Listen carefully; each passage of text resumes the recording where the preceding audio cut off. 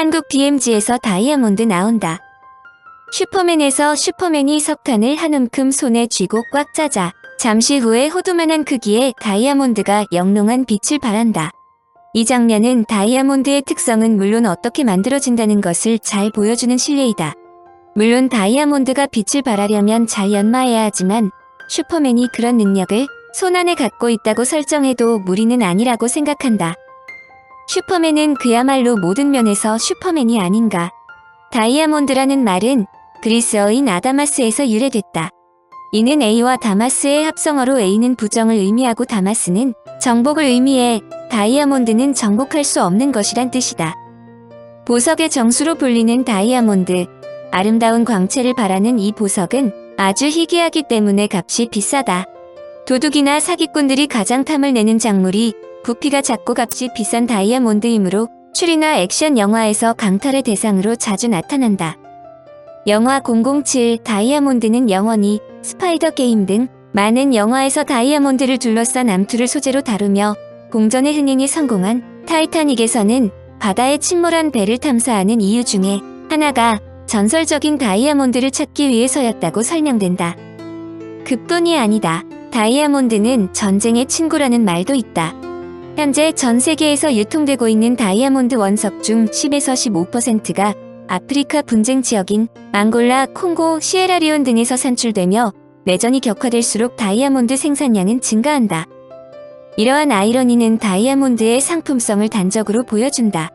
앙골라의 사빈비는 1992년 총선에서 패배했는데도 이를 인정하지 않고 반란을 일으켰다. 게다가 그들의 뒤를 지원하던 미국 중앙정보국의 지원이 끊겼는데도 최대의 다이아몬드 산출지인 쿠앙고 계곡을 점령하면서 오히려 자금 사정이 호전되었다. 반군의 본부에는 전 세계로부터 다이아몬드 상인들이 몰려들었고 러시아에서는 하루에도 수십 번씩 최신 무기를 공수했다.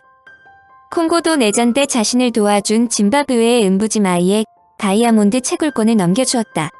이 덕에 변변한 수출품이 하나 없던 짐바브웨는 이약 다이아몬드 수출 대국으로 떠오르자 이 채굴권을 빼앗으려는 외인 군단끼리 전투가 끊이지를 않았다.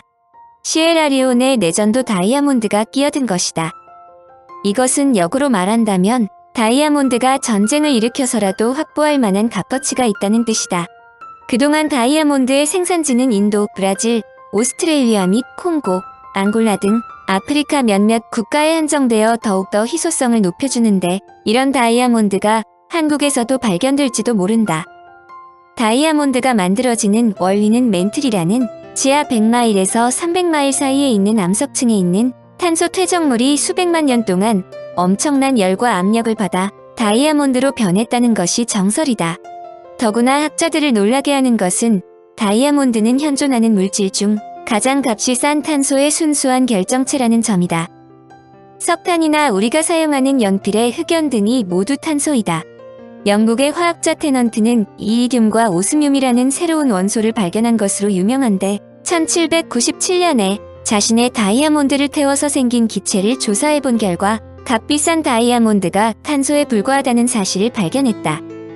연구를 위해 값비싼 다이아몬드를 태운 과학자들의 정열은 놀랍기만 하다.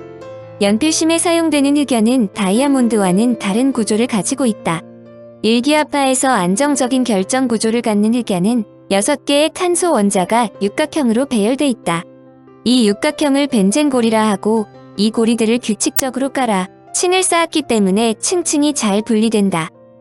다이아몬드의 경우에는 모든 탄소 원소 하나를 4개의 다른 탄소 원소들이 둘러싸고 있다. 즉 각 원자들은 정사면체의 꼭지점에 위치하는 다른 탄소 원자들과 결합되어 있다. 그 결과 아주 단단하게 결합된 탄소 원자들의 네트워크 구조를 가진 다이아몬드는 매우 높은 용융점과 믿을 수 없을 정도로 단단한 굳기를 가진다. 즉 다이아몬드는 흑연보다 55%나 밀도가 높다. 학자들은 탄소가 높은 온도로 가열되자 탄소 원자들이 자유롭게 움직이게 되었고 이때 탄소에 엄청난 압력을 가하면 탄소 원자들이 치밀한 구조 속으로 밀려들어가 다이아몬드가 되었다고 생각한다. 한마디로 연필심이 다이아몬드로 변형되기 위해서는 고온과 고압이 필요하다는 설명이다. 슈퍼맨에서 슈퍼맨이 석탄을 한 움큼 손에 쥐고 꽉 짜면서 다이아몬드를 만든 것도 이런 원리를 이용한 것이다. 한국에서도 다이아몬드가 발견될지도 모른다는 설명은 바로 한반도 일부가 이와 같은 고온, 고압 상태에서 형성되었다고 믿기 때문이다. 이와 같은 놀라운 추정이 나오게 된 것은 지구과학 분야에서 1960년대부터 정설로 인정되고 있는 판구조론 때문이다. 판구조론에 의한 대륙 이동설에 의하면 3억 년 전 지구는 초대륙 판게아라고 하는 거대한 하나의 대륙이었다. 그런데 약 2억 6천만 년 전 곤드와나 대륙의 북쪽 가장자리에서 큰 변화가 일어나기 시작했다. 땅속 수백 킬로미터의 깊은 멘틀로부터 거대한 불기둥이 대륙 지각으로 올라온 것이다. 대륙이 여러 개의 조각으로 갈라지고 그 갈라진 대륙의 틈 사이로 깊은 계곡이 형성되고 바닷물이 들어오며 새로운 바다 테티스가 형성됐다. 이때 갈라진 조각 중에서 미래의 한반도를 이룰 조각들이 곤드와나 대륙과 이별을 고하고 북쪽으로 여행을 떠나 두 대륙이 충돌했다. 두 개의 대륙이 충돌했다면 충돌부가 압축된다. 충돌한 두 대륙의 지각 물질은 히말라야와 같은 거대한 산이 형성되며 땅 아래로는 이보다 훨씬 깊은 곳으로 들어간다. 이때 지각 물질이 들어가는 깊이는 약 100km 이상의 멘틀 깊이 수준인데 이곳에서 다이아몬드나 코어사이트와 같은 고밀도 광물과 에클로자이트라고 하는 암석 등 초고압 광물이 형성된다.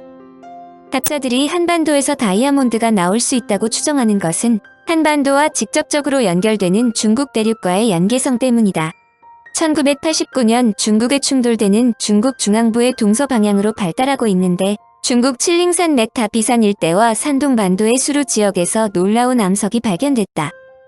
지하 약 150km 이상 깊은 곳에서 만들어지는 것으로 추정하는 다이아몬드와 코어사이트, 오피올라이트, 에클로자이트 등이 발견된 것이다. 중국에서 발견된 이들 광석은 한반도에 매우 중요한 의미를 갖고 있다. 중국 대륙에서 확인된 대륙 충돌대가 동쪽으로 연장되는데 바로 임진강대까지 연장되기 때문이다.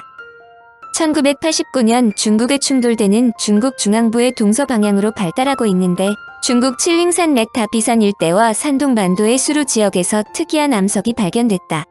지하 약 150km 이상 깊은 곳에서 만들어지는 것으로 추정하는 다이아몬드와 코어사이트, 오피올라이트, 에클로자이트 등이 발견된 것이다. 중국에서의 이들 광석의 발견은 매우 중요한 의미를 갖고 있다. 중국 대륙에서 확인된 대륙 충돌대가 동쪽으로 연장되는데 바로 임진강대까지 연장되고 있다는 것이다.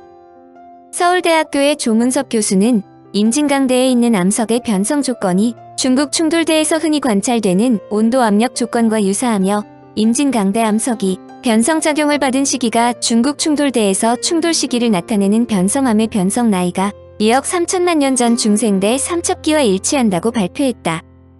이를 풀어서 설명한다면 중국과 같은 대륙 충돌대라면 동일한 광석들이 발견되는 것은 상식이라 볼 수 있다. 1993년 임진강대에 대한 연구조사 결과 고압 조건에서 만들어지는 석류석, 각섬암 등이 발견됐다. 이들이 발견된 곳은 임진강대의 남쪽 경계부에 해당하는 연천군 미산면, 마절리와 포천군 관인면 중리 등 한탄강 부근 도로변이다. 절대 연령 측정 결과 이 각섬암에 변성되기 전 원암인 반려암이 만들어진 것은 선캠브리아기 후기인 9억 5천만 년 전인데 비해 석류석 결정이 만들어진 것은 2억 3천만 년 전인 것으로 밝혀졌다. 이 2억 3천만 년 전이라는 시기는 바로 중국을 이루고 있는 두 대륙이 충돌한 시기와 일치한다.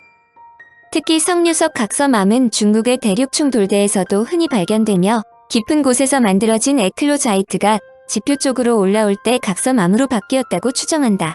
그러므로 우리나라의 석류석 각섬암 역시 초고압 조건을 경험했을 것으로 인식한다.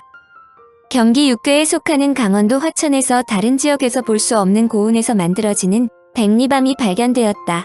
백리밤은 일반적으로 에클로자이트와 함께 발견되는데 경기 육교에서 발견된 백리밤은 두 번의 높은 온도에서 변성된 것으로 밝혀졌다. 그러나 대륙 충돌의 확실한 증거로 인정되는 다이아몬드, 코어사이트 등의 존재는 아직 확인되지 않았다. 반면에 2002년 충청도 청양과 홍성 지역에서 고압 조건을 의미하는 에클로자이트의 생성 증거가 발견됐다. 충남 청양군에서 발견된 석류석과 옴파사이트로 구성된 이 암석은 에클로자이트가 변성돼 만들어진 것으로 추정한다. 오창환 교수는 두 대륙의 충돌 때 지하 50에서 60km에서 800도, 15,000에서 17,000기압의 고온 고압 환경 속에서 만들어진 뒤 변성작용을 받으면서 지상으로 서서히 올라와 지표면에 노출된 것으로 추정했고, 이 암석의 생성 시기는 2억 2,500만 년 전이다. 옴파사이트가 이들 지역에서 발견되자 한반도의 대륙 충돌대가 임진강대뿐 아니라 충남 청양 웅성에 이르는 광범위한 지역일 가능성도 제기됐다. 조문섭 교수는 다이아몬드 같은 초고압 광물이 임진강대 어딘가에 부존해 있을 가능성은 매우 높다고 설명한다. 그러나 임진강대가 임진강 하구 일대에서 연천, 포천 북부를 지나가는 것까지는 확인되지만 철원에서 어디로 이어지는지 아직은 불분명하다. 임진강대가 군사분계선, 즉 기엔지라는 인공의 벽에 의해 차단돼 있기 때문에 이 지역에 대한 본격적인 연구가 미흡하기 때문이다. 여하튼 다이아몬드가 대륙의 충돌대에서 주로 발견되는 것을 감안할 때 한반도 지역에서도 고압 광물인 다이아몬드가 출토될지도 모른다는 것은 상상의 일만은 아니다. 이런 희망을 엿보여주는 증거도 있다. 국내에서도 다이아몬드가 발견된 예가 있기 때문이다. 1935년 2월 지질학자 박동길 교수가 사금과 석류석을 감정하는 도중에 0.1캐럿의 다이아몬드를 발견한 것이다. 이 다이아몬드가 한국에서 발견되었다고 하자 학자들 간의 진위 여부로 논란이 벌어진 것으로도 유명한데, 현재 서울대학교 25-1동 3층 복도에 전시되어 있다.